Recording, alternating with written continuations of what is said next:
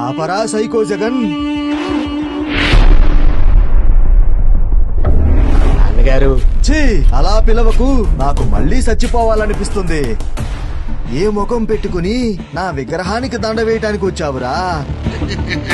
బ్రతికున్నన్ని రోజులు నీ అవినీతి సంపాదన వల్ల సిగ్గుతో సచ్చాను. నేను పోయాక నా శవంతో రాజకీయం చేసి నీ పార్టీకి నా పేరు పెట్టి మరీ ముఖ్యమంత్రి అయ్యి జనంలో నాకున్న పేరుని చంపేశావు. రాష్ట్రాన్ని నామరూపాలు లేకుండా చేశావు.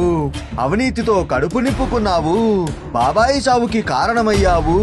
సొంత తల్లిని చెల్లిని ఇంటి నుండి తరిమి కొట్టావు.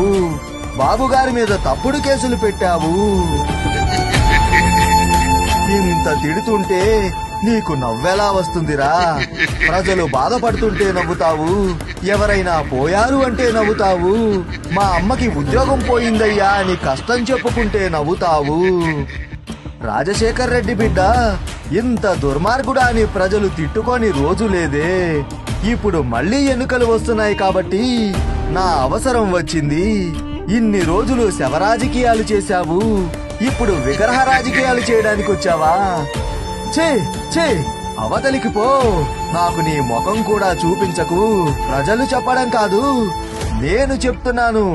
By by Jagan, by by YCP.